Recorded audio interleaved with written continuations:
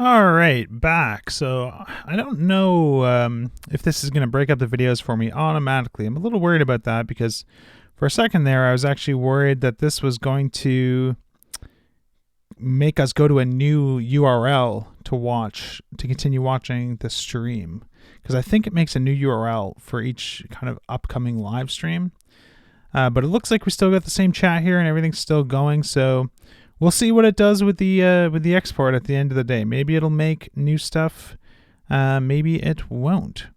But yeah, if I have to go in and cut it up and export the videos separately for people to watch, that's not the end of the world either.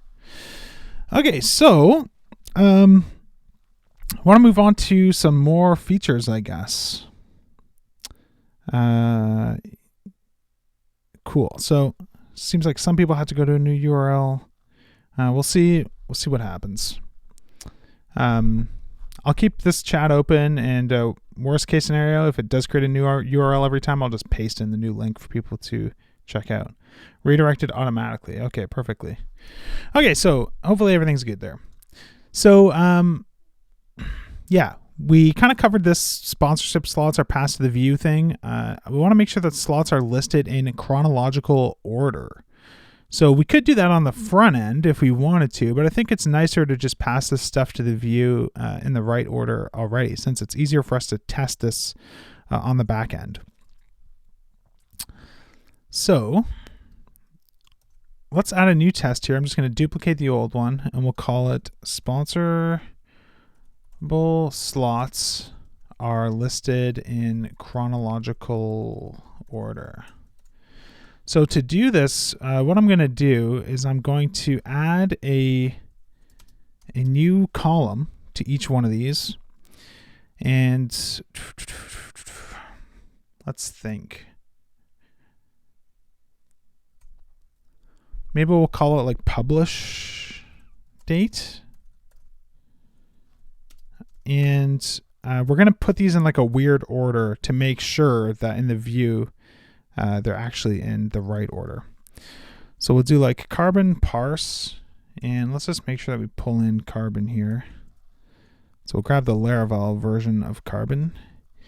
And why don't we make this the first part so that I don't have to put stuff on a new line and don't have to feel guilty about stuff overflowing a little bit. So we're going to parse some dates here. So why don't we just start with like 2018 0605, which is today. And maybe we'll do the one that should be in the middle should be first. So maybe that'll be 2018 0605. And maybe this one will be the one that should be last. So maybe like 0601. And maybe this should be, or sorry, last. So 06 like 09. And this should be the one that should be first. So like 0601. And maybe we'll put these in different months even, just to kind of mix things up a little bit more.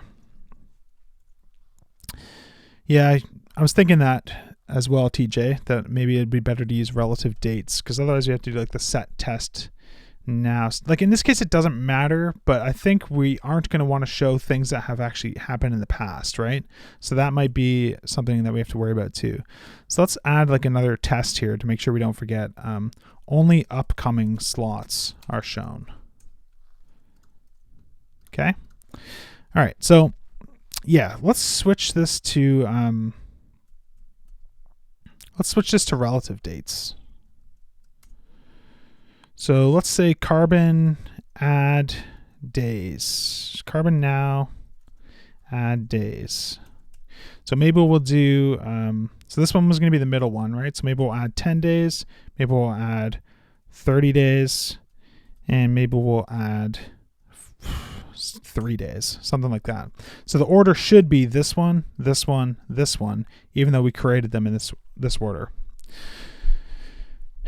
All right, so let's think about the easiest way to test this. So I think probably what we want to do is store these variables. So we'll say like sponsorable A, B, C, or a slot, sorry. Okay, so I don't think we're going to be able to just like easily do this assert equals thing unless we do some trickery and basically tell it to sort by publish date, which I think is not explicit enough. I think it's better to be clear. So why don't we just do an assertion like this, assert true, response data, sponsorable slots. We'll make sure that the first one, so slot 0, is slot C. And then we'll make sure that slot 1 is slot A. And we'll make sure that the one in position 2 is slot B.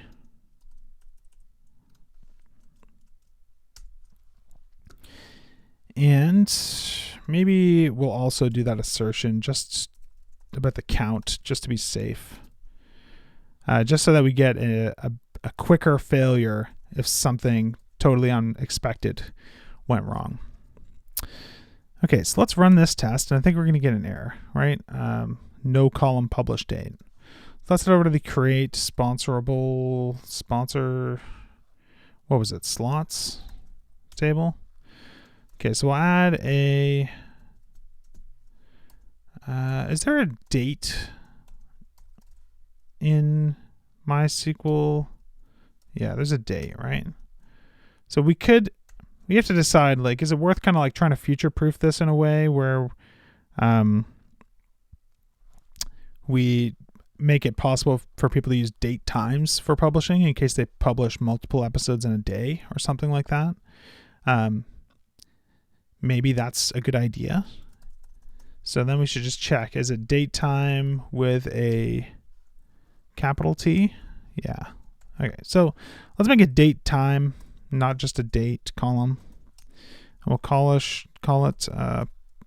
publish date. I think that's still a fine name. Yeah, we could make a new collection and then assert that collection is equal. That's totally a valid way to do it too. I think this is okay though, so we'll just roll with it. So let's run the test again. Assert true does not exist on the response. So that's probably fair. Probably should be this. Failed asserting that false is true on line 51. So basically we failed to see that it was in the correct order. So let's head back to the controller and think about how we want to do this. So I think like the easiest way, right, is to do like order by publish date get. And the nice thing about having tests here is that I can never remember if this should be order by ascending or descending when it comes to dates. So it looks like that's correct, but our tests would have failed if we needed to switch it to order by descending. So at this point, we have to kind of like think, are we happy with this solution, or do we want to maybe like push some of this responsibility deeper into the sponsorable, you know? And I think I'm happy to leave it here for now, and maybe think about changing this later.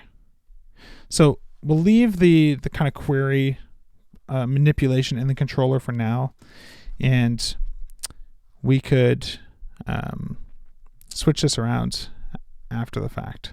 I don't think we want latest though, right? We want the opposite of latest, oldest.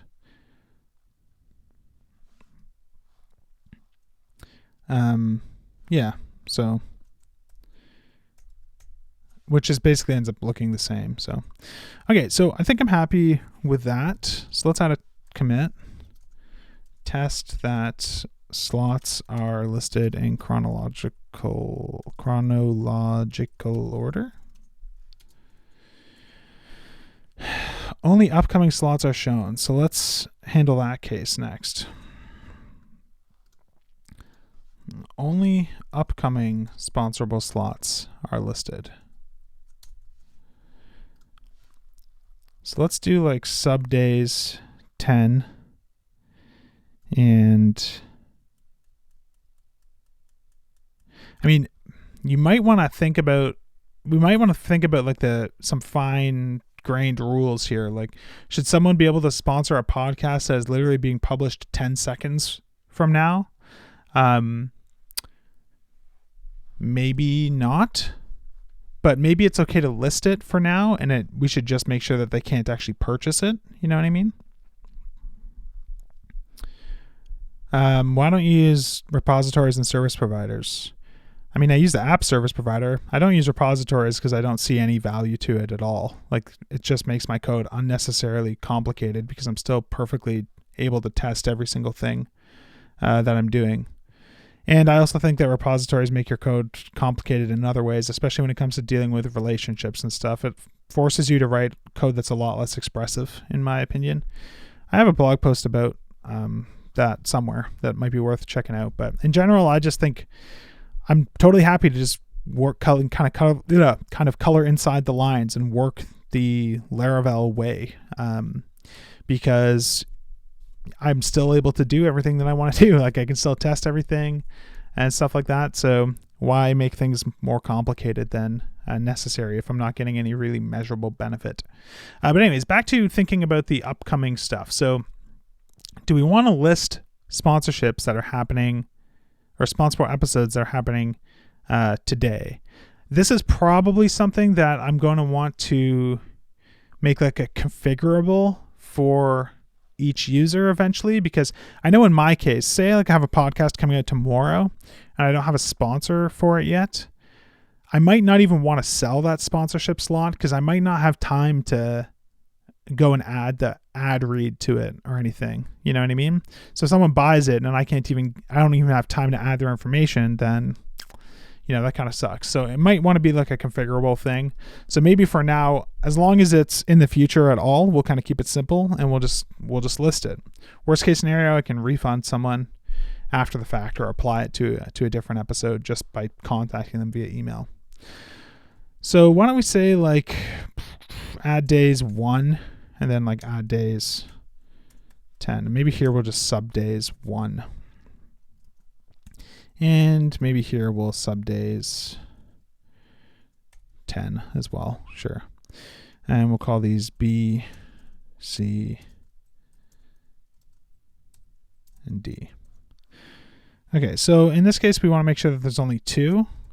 And we want to make sure that it's only slots C and slots D.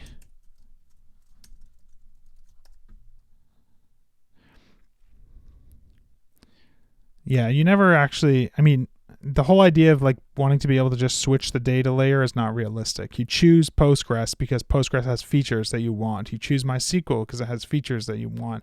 I mean, even with Laravel, you can already switch between those drivers pretty easily. The real argument is when people are like, oh, I want to be able to switch from Mongo to getting it from an API or getting it through Carrier Pigeon or something. And as long as I have an interface, well, then I'm fine. But the reality is that doesn't actually work that way. Okay, so fail asserting the actual size 4 matches expected size 2. So we only want to get slots D and C back because those are the ones in the future, but we're getting A and B too.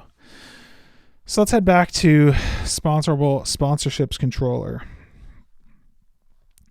So a couple different things we could do here. We could say where publish date greater than, I think now is a helper now, right? Now, helpers. Yeah, can't beat that. So this is like one way that we could do it just in the controller. So let's see what that gets us. So if we run this, that test is passing. This test is passing, but I think this first test is going to fail actually now because we don't have a publish date column. So let's make sure that we add a publish date to the factory to get that test passing. So we'll head back to the model factory and we'll say publish date now, add days. I don't know, we'll just default to each one being, maybe the default one will be like add months 1 or something that's going to be like pretty safely in the future. We can update it later if we need to. I don't really want to get into talking about microservice stuff because it's not really related to what we're doing on the stream today, and it's going to take me, I and I'm worried that we're not even going to get through what I want to get through, because I'm trying to build this whole app in one day. So I'm really going to try and just stay focused on what we're doing here and talking about the stuff related to this. Okay, so we get an error. Assert true does not exist on the response. Oh, so what did we do there? Was I running the wrong test maybe? Or maybe I changed that by mistake somehow. Maybe I had multi-cursors going or something. Anyways, we're passing now, so that's good. So we can view the sponsorship page. It's kind of like the basic Happy Path case. Sponsorable slots are listed in chronological order. Only upcoming sponsorable slots are listed. Slots that already have sponsors are not included. So this is an interesting one because you have to think about the data model a little bit here. There's two ways that I could think to do this, and one is kind of more sophisticated than the other. So the way that I have been thinking about this in my head is that in the future, like right now on Full Stack Radio, I have 2 sponsors per episode, right? So each one of these items can actually be purchased by 2 different people. So there's 2 ways that I could kind of model that. Sponsorable slots is unused. Oh yeah, this one is unused down here. So let's just get rid of it then. Is that the case up here too? Yeah. Okay, cool. Simplify that a little bit. Run the tests. Syntax error. Got to change all these to semicolons. Oh. Cool. All right, thanks for that. Yeah, so anyways, there's 2 ways I could do this. One way that I was thinking is like an episode can have multiple sponsors or multiple slots, right? So I could buy slot 1, someone else could buy slot 2. That's one way to do it, which is probably how I would like to do it eventually. But the simpler way to do it maybe is to make each episode only be able to have, not that each episode can only have 1 sponsor, but to just have the app not have the concept of episodes necessarily and only have the concept of slots. So instead of this episode being able to be purchased by 2 people, I would just literally have it displayed twice with different names.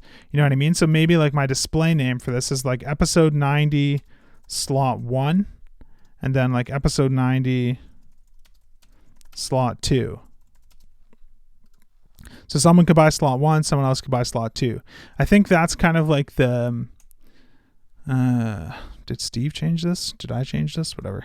I think that's kind of the easiest way to do it for now, to keep things simple. And then maybe in future streams, because I'm planning on continuing to work on this app and kind of build it out and make it more sophisticated over time.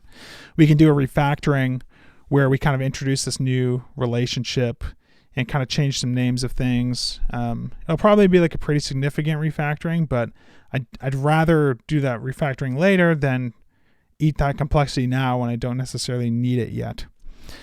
So I think we'll keep slots as just like each one of these is a slot that can only be purchased once for now. Okay, so slots that already have sponsors are not included. Okay, so I think the way that we're going to want to do this, we have to think about basically what does it mean for a slot to be sponsored, and like what is it, how is it sort of like displayed or sort of stored in the system. So we'll create this. We'll create some slots. I think we'll keep it simple though. We'll do it more like what we had. Now I think we can keep all these slots. We'll use the default date since that's always going to be in the future. But basically what I want to do is I want to basically say, I need to figure out a way to mark these as purchased, right? Like say we want slots B and C to be purchased. So I think like the simplest way to do that is to just give them a purchase ID.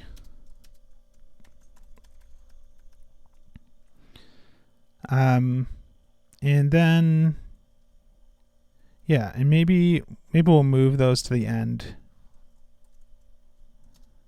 You could use like a factory state too, which is like another way to do it, but I think we'll keep it simple and be really explicit for now. Okay, so let's create a purchase. So this is going to be a new model that we're going to have exist in the system. And I don't think this actually has to have any data on it yet.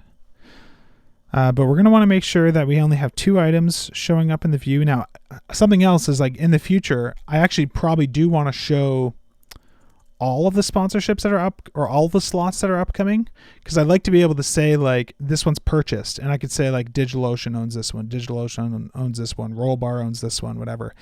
Because I think from a marketing perspective, that's going to be useful for me, because it shows potential sponsors that like my sponsorships actually are in demand, and that like, you know, real companies are actually purchasing them. But that's like a whole other feature, right? So we'll add that later. For now, we'll just not show those ones. In the future, we'll probably remove this test or change this test to account for that when we decide to kind of ship that iteration of this app. Okay, so we want to make sure that this is going to be slot A and this is going to be slot D, since the 2 middle ones are purchased. Okay, so let's run this. We're going to get an error that there is no purchase model. Oh, cannot redeclare. Yep. Okay, let's rename this. So only purchasable slots are listed.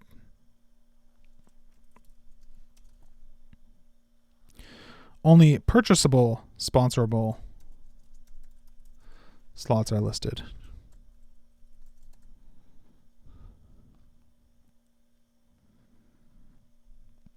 All right, so there is no purchase class. So let's make artisan, make model, purchase. And just to move things along faster, why don't we create a migration for it too, since we know we're going to need that.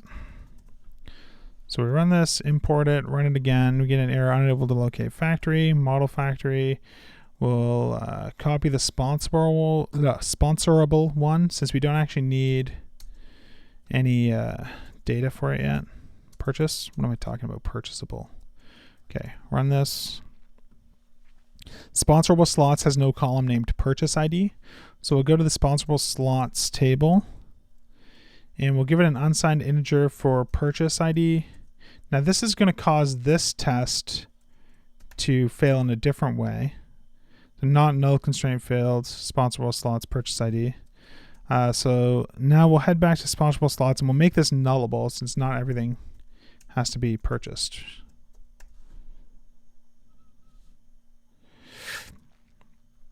Okay, failed to string the actual size 4 matches expected size 2. Okay, so now our query is going to get a little bit more complicated, right? So, we could move to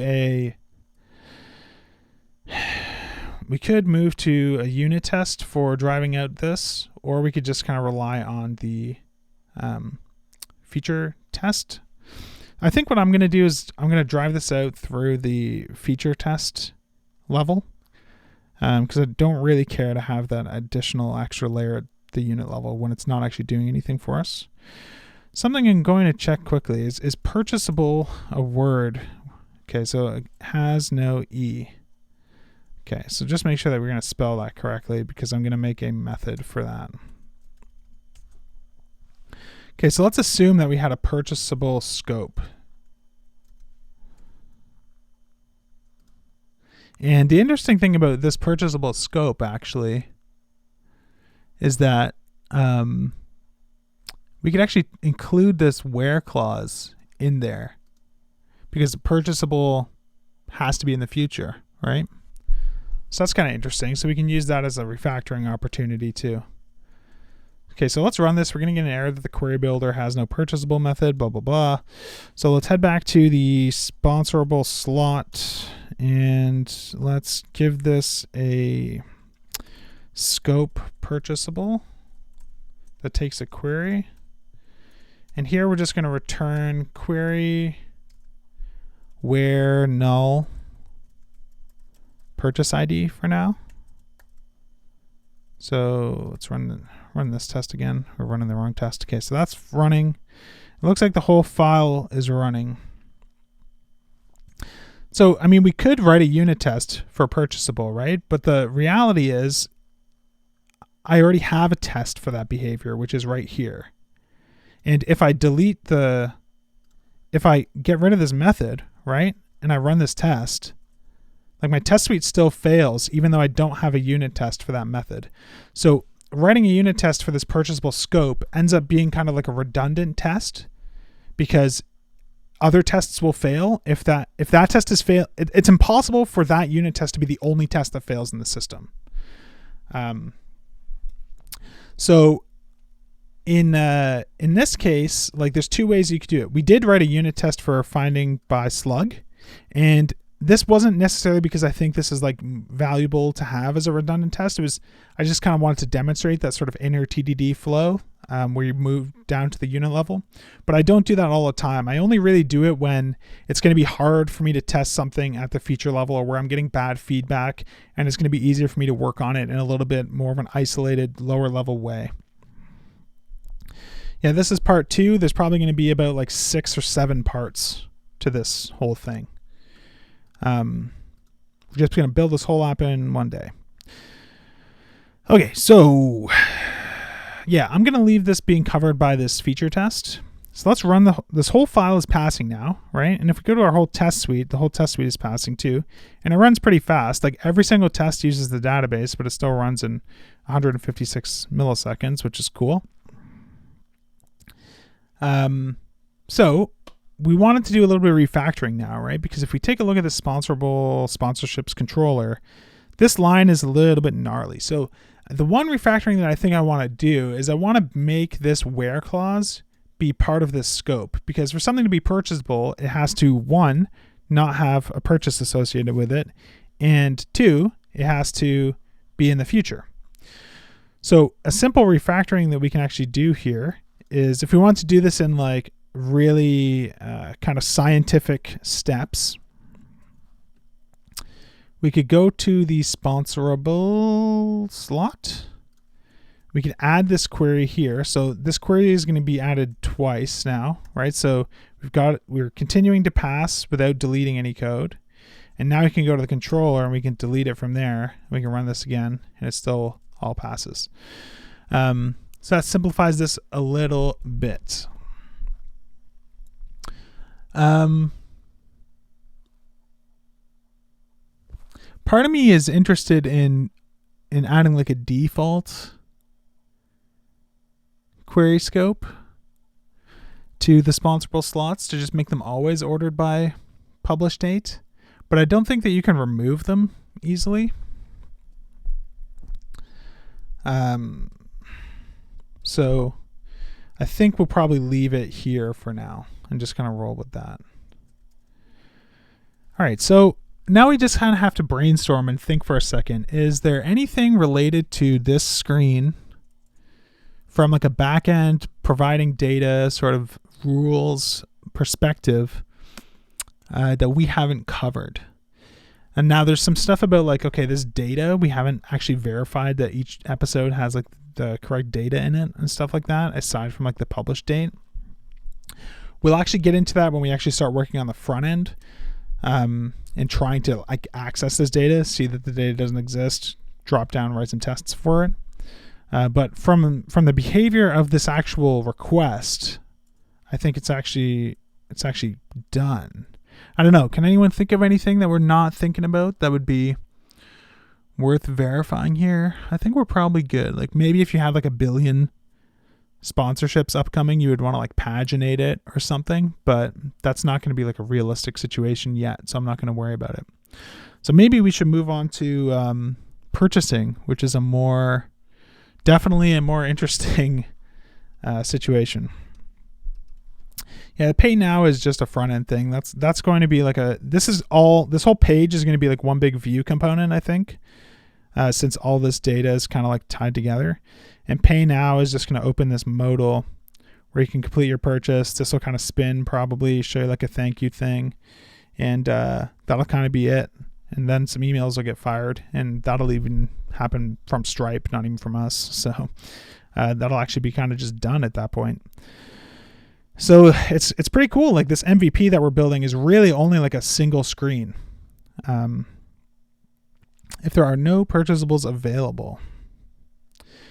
Yep. So if there's no purchasables available, I'm trying to think, would we want to do anything different from a controller level? That's a good use case to think through. I think all we would want to do is probably just show a different message in the view or something. Like there are currently no episodes available to sponsor. Kitetail is on pause. I don't know if I want to build it. It's going to be too hard to build with one person. Companies I've talked to that do similar sorts of thing just tell me that like they all have like dedicated legal teams because of all the fraud stuff they deal with. It's just a really complicated business dealing with payments. There's just a lot of stuff to deal with. MVP is minimum viable product. So we're just trying to basically build the smallest version of this app that would be useful to someone. Okay, so with the empty state, I think that's just going to be like a template concern. I don't think we actually have to do anything different in the back end. Like, we'll just do something in the view where the view component can just kind of render different text saying sorry, you're out of luck, come back next time. But yeah, cool. Good idea to think through that one. Okay, so all right, let's create a new test then. So actually, let's make a commit. So what did we do? I always fall into this trap. I like to use the GitHub app just to see what my diffs are a lot of the time. So let's look at the tests, because that's what I'm most interested in. Do we add 2 tests or 1 test? Okay, so we added 2 tests here. So if we wanted to be really picky, we could make sure that we were only committing the stuff that we wanted to. So why don't we start by not committing any of this stuff and undo all this stuff, and we'll just test this fix that we made. Fix response to this typo in test. Just kind of a small commit there. The next test that we added, so actually here we can say, we'll commit just this on its own, because this is just like changing remove unused variable. Now here we'll add a test only upcoming sponsorship slots are listed. So we will commit just that test. The tricky part about that is we're going to have to make sure that we commit the purchase ID here. We're going to want to commit the publish date here. We're not going to want to commit this file. We're probably going to want to undo a change here to get this clean commit. So we're going to want to basically go back to this. Okay, so that's in the future. That's what we're testing, right? Upcoming are listed. So we'll commit that. Sponsorable slot, we don't need to commit that. We don't need to commit purchase. Okay, so test, only upcoming only upcoming slots can be sponsored, can be purchased. Okay, now we can redo our changes here. And I think we can commit this whole thing.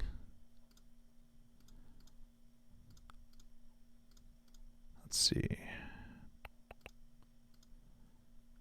Yep. Okay, so I'll have a little bit of a cleaner commit history. Test only unpurchased slots can be purchased. Yeah, this is GitHub Desktop, but I think it's the old version. I'm on 2.24, no longer actively developed. I could switch to the new one, but I'm just used to this one, so until it stops working, then I'm not going to worry about it. Okay. Okay, so the next thing that I want to test is basically more complicated stuff. So basically what I want to test is this button. When someone clicks this, we're going to make an AJAX request back to the server with a token from Stripe, the company name, the email, along with the episodes that they're trying to purchase, and we want to make sure that like they can actually purchase it. So things are about to get pretty interesting in this situation. So let's see. We've been going for like 30 minutes. We just finished up this feature. I think I'm going to stop the stream for a couple minutes again, just so that this new feature we'll be working on in a new video. So I'll stop the stream for like 2 or 3 minutes, just long enough to get YouTube to actually consider it a new stream. And we'll jump back in a couple of minutes. All right. See you guys in a few minutes.